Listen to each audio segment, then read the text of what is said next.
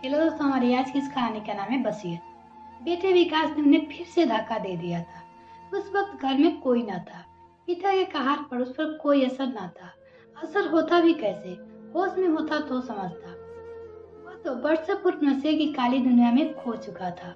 नौकर बाजार से सब्जी लेकर लौटा तो उन्हें जमीन पर पड़ा देखकर उसने एम्बुलेंस मंगवाया। डॉक्टर ने बहुत पूछने पर भी वो अपनी जुबान से असलियत कह न सका। डॉक्टर ने 5 हफ्ते का रेस्ट बताया था।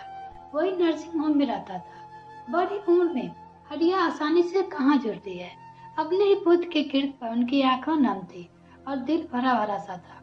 दोपहर हुई तो स्कूल से बच्चे को लेकर लौटती बहू सास को पार्लर से लेते हुए घर आई तब उसे इस दुर्घटना का पता लगा।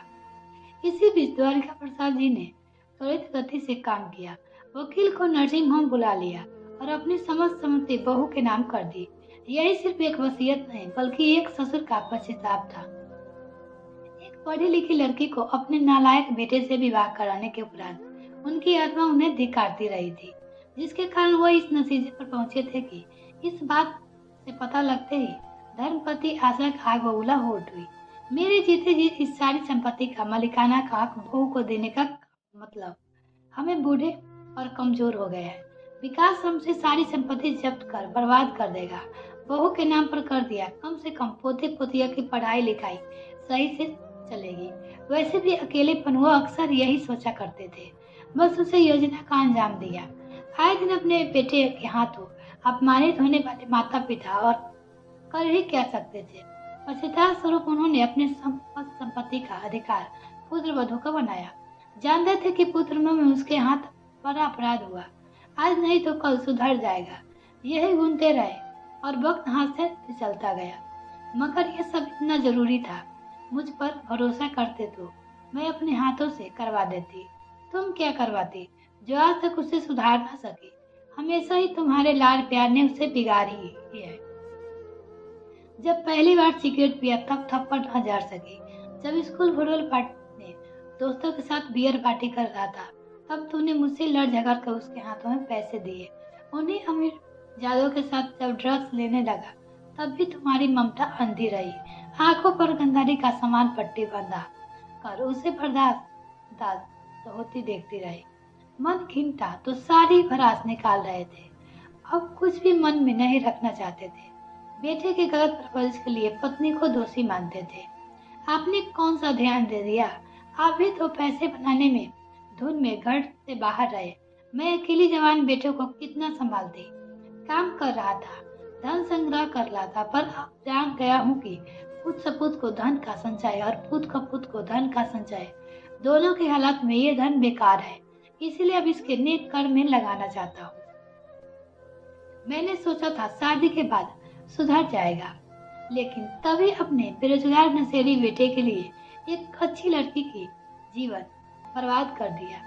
तुम्हारे बिगड़े लाडले को जब मैं रिवर्स सेंटर छोड़ने गया तो पीछे से तुमने किसी शरीफ परिवार की लड़की दे उसका ब्याह तय कर दिया और अपने पक्ष में यही दलील देती रही कि शादी के बाद अच्छे अच्छे सुधर जाते हैं। वह भी तो उसे सुधार ना सके। सभी मेरे ही बच्चे को दुश्मन बने हुए।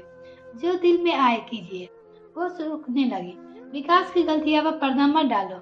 अच्छा है कि बहू सरकारी अफसर है, उसके साथ उसके बॉडीगार्ड रहते हैं। उससे ये कोई बदतमीजी नहीं कर पाएगा। अब सही समय आ गया है कि फिर से उसे रिसर्च सेंटर में भेज दिया जाए। मकानों से जो किराया आ रहा है बहू से बच्चों की पढ़ाई विवाह पे अच्छी तरह संभाल लेगी। क्या आप भी कुछ भी बोल रहे हो? मेरे लिए कुछ नहीं रखोगे? थोड़ा शर्म करो आशा।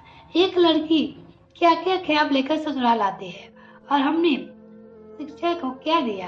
एक ड्रग्स से नशे में डूबा इंसान। मेरी पेंशन तुम्हारे खाने पहनावे एवं पढ़ने के लिए काफी होगा। और तुम्हारी यही सजा है कि तुम बहू को संपत्ति का 1000 दे दो। क्रोध में आशा जी तिलमिला उठी और तराक से यह क्या, उन्होंने बहू पर हाथ उठा दिया। सभी सन्न रह गए। एकाएक बहू को विश्वास नहीं हुआ कि ये हाथ उस पर उठे हैं।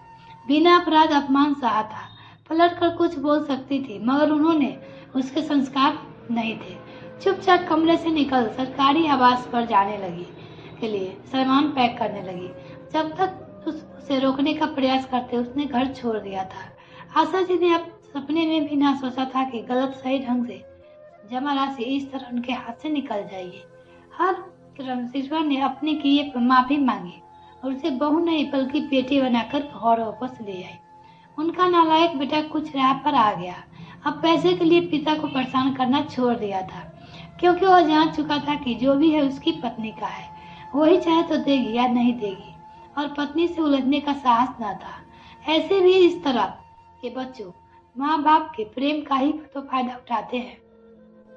गृह कलह को विराम मिला तो सास ससुर भी खुद सुरक्षित महसूस करने लगे थे। अब घर में सब कुछ तो नहीं बदला था, पर एक ससुर की आत्मा को कुछ हद तक शांति मिली थी।